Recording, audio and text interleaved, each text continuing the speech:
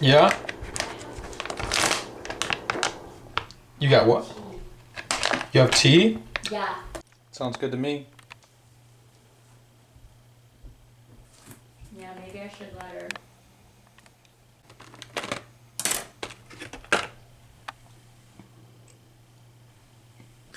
So today, having some conventional ground beef with some conventional eggs, avocado, kimchi, tomatoes.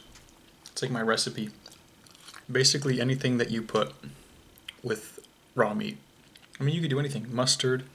I don't know. There's like so many different recipes that you can use. Makes it taste really, really nice. Hope everybody's doing well. My hair's like crazy poofy right now because I just showered last night. It's getting really long though.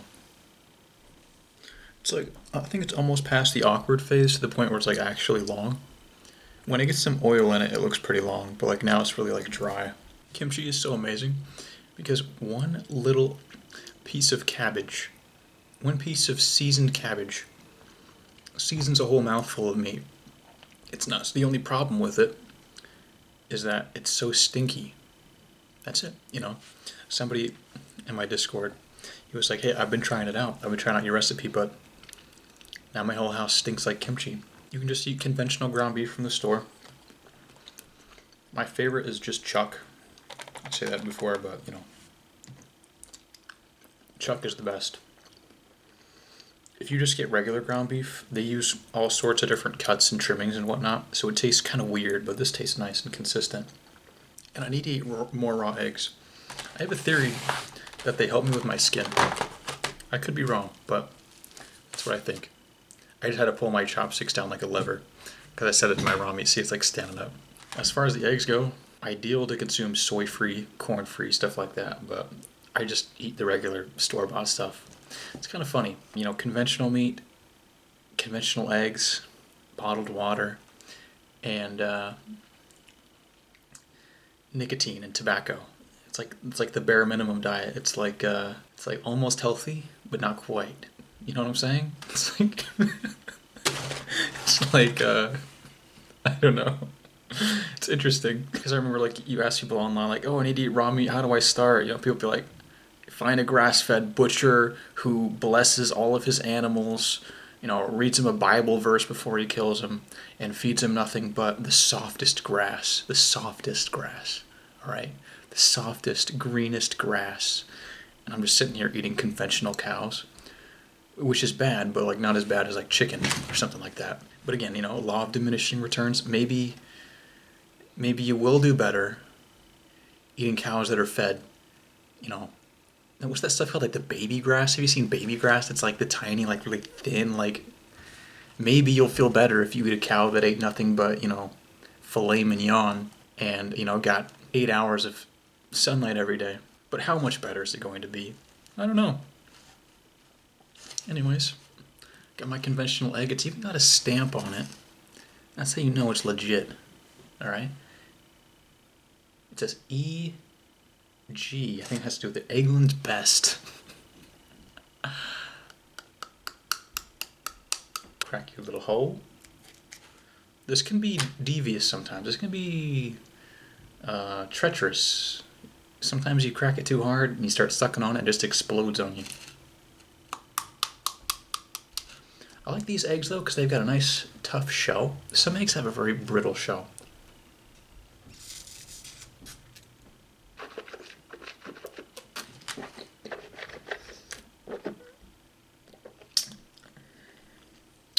I could feel it coming out of my mouth, but I think I sucked it back up. I can barely fit all that egg in my mouth, bro. It's like the eggs are like perfect, you know. Like it's funny. Like I feel like if the eggs were a little bit bigger, I just would not be able to like handle it. But like because they're that size, you can just barely fit all of the egg in your mouth. Sometimes you forget how hungry you are. I look like Albert Einstein. Like actually, this is ridiculous. Sometimes you forget how hungry you are until you eat, and then you eat, and then you're like, damn, I was hungry. The thing about the raw meat though is that you never get like full, like uncomfortable full, you know?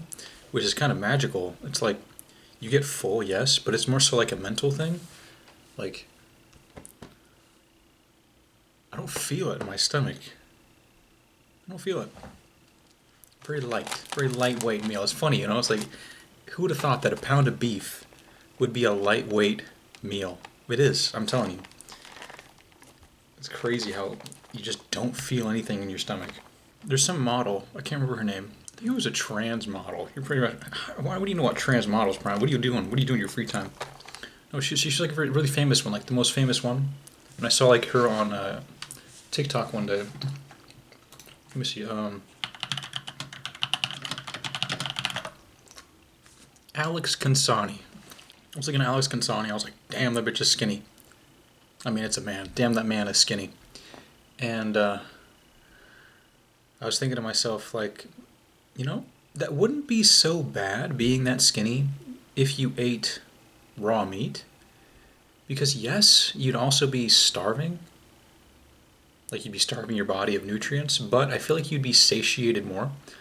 Because instead of somebody else who's doing like their like green shake or smoothie or who know what I don't know what the fuck they eat, but you know, somebody who, you know, a typical model, what do they do? Maybe coffee, something like that, just that, which is, can be nice. You know, I'm not hating on coffee, but what if they were to instead like be a model, but like instead of that, like they were eating like raw eggs? You know, just had like 2 raw eggs for breakfast or something. Then it'd be manageable to be that skinny, I feel like, because like not all skinniness feels the same. Like if you're still getting nutrients to your brain efficiently, you can probably be that skinny and be totally fine. It's just something that I thought about when I saw Alex Consani. You have to see how like skinny she is. Sorry. It's kind of confusing because it looks like a woman. Because I think he's been trans for a very, very long time. Oh no, I think my card's almost full. I gotta fix that. Hold on, guys.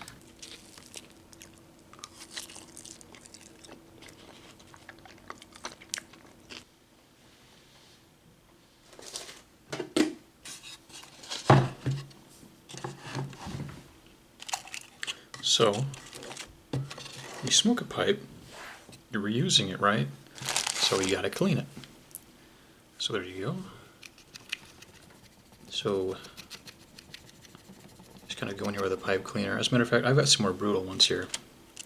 These ones have little like plastic teeth on them to you know, really knock off some of the larger debris. So just kind of go in there and like that. You should really clean it with isopropyl alcohol. But I'm kind of lazy.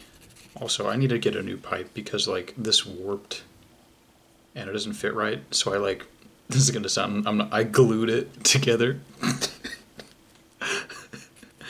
I glued it together. I know it sounds like a terrible combination, but this part of it doesn't get hot, so it's like, it's no big deal. Huffing glue. Maybe that's why I like smoking so much, because I'm huffing glue. Anyways, you get the point, right? You clean it out. You do like that. You fold it in half so you get, you know, as much use out of this, as much value out of these pipe cleaners as you can. So it gets pretty black inside of there. I don't think this is really that essential. You know, it probably really doesn't help that much, but it is what it is. You just clean it out. And then, I wish I had longer pipe cleaners. I don't know if this will even fit. Like I said, I can't really remove the, you know, the mouthpiece. It does go all the way through though. I don't know if you can really see that. It does poke all the way through. And then you just kind of go like that. I can't really get a very thorough cleaning. That's really all that I can do, but hey, it's better than nothing. Got some stuff out of there. Maybe I'll do one more. You definitely want to get, oh, that's a really thick one. I'm not going to be able to get it pushed. It's really tight because I made the mistake of like chewing on this and it kind of like closed it down. So, yeah, it bent. So, you know, we did what we could. Now ready to fill it. Very nice smell. So, just for the sake of the video, roll that down a little bit. And then probably the best way to do it really is to like actually pinch it with your fingers and go in here and drop it in. What you do is you just kind of use your finger to gently tap it down in there, just like that.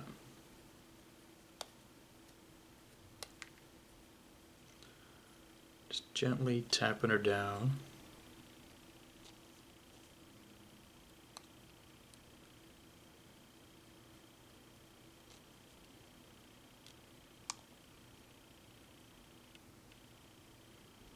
And then once it gets up to the top, use something like this.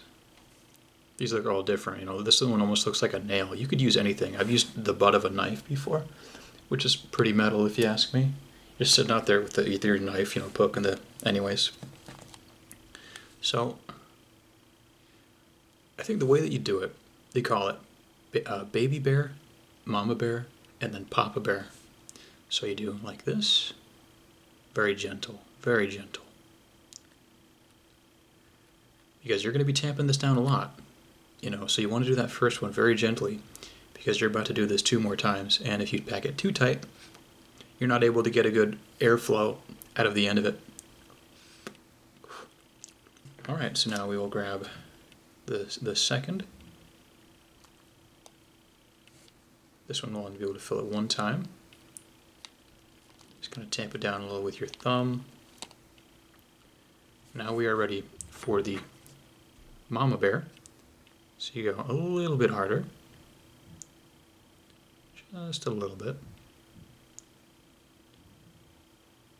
Maybe you can tell I'm exerting a little bit more pressure, but not giving it like a lot of pressure. Let me go ahead and, yeah, that's a good airflow. Which, I mean, you can always adapt to how tightly you packed it, and you can suck harder, like you can. But if you're just doing this for the first time, it's going to be best to have, you know, really good, easy airflow. So you don't want to pack it too tight. Maybe you prefer it packed tighter. I don't know. I'm no expert. I'm just giving you my experience. So there we go. Got that in there. This will be the last pack. This will last me about somewhere between 30 and 40 minutes. I could probably go 1 more time with another pack. You know what? I will. We've got a lot of space still, so I just did another mama bear. 1 more. Fit a little bit more tobacco in there. A little bit harder. Honestly, to be honest, I feel like you don't even need to do the papa bear. You know, it's almost too much. If you pack it too tight, you can't breathe out of it. Go, just kind of giving it some good pressure.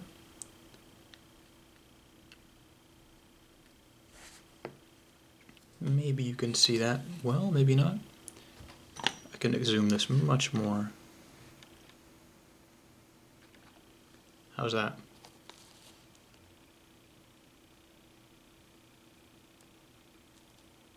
That's a pipe. You can test it.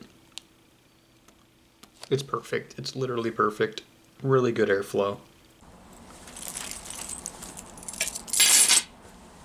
Oh. I forgot something. I'm back. Forgot this. I thought I had one in my jacket pocket, but I didn't, I guess.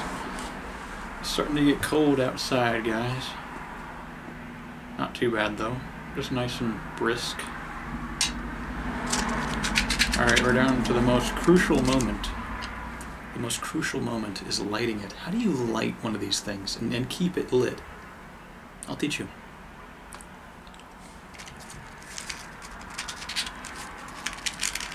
So, you start out.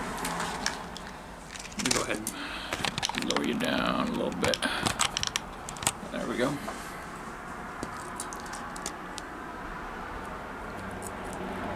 You're going to want to use 2 matches, okay? This is part 1. Just 2 parts to this, sometimes 3.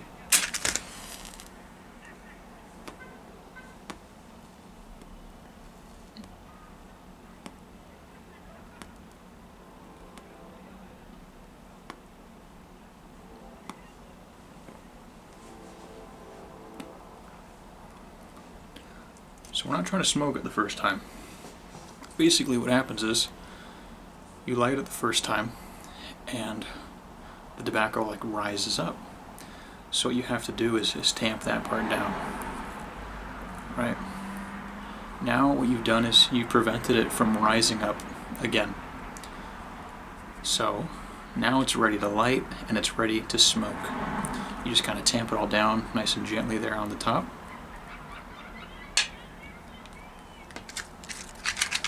Grab 2 more matches. Always 2, so you can get a nice even burn on it. And there we go.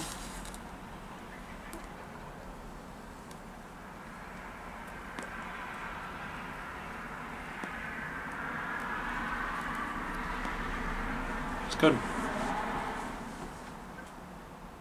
Burned really easily today. That's really about it.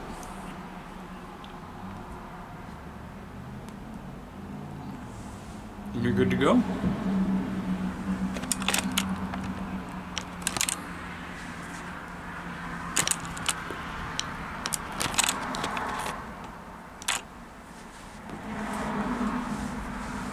What I like to do, listen to some music.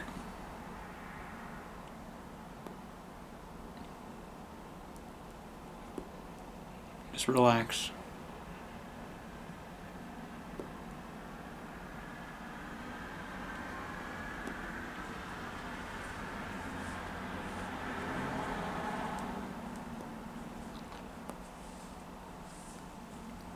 The slower you do it, the better.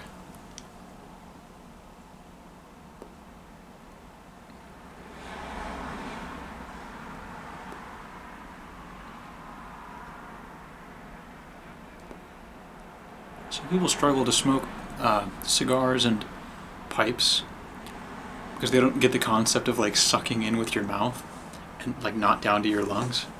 But once you get it down, it's like you can't forget it. It's easy.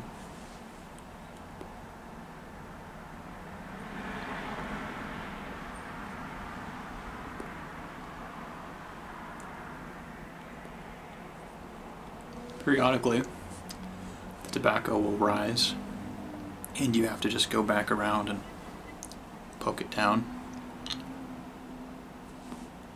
It's alright. Go ahead and put on some music. I had a cigar yesterday, that Padromo. It was amazing. It was a Padromo, I always forget what Maduro, the black ones or the dark ones, you know? Really tasty. Jazz music is nice. Any genre is fine. Whatever helps you relax, you know?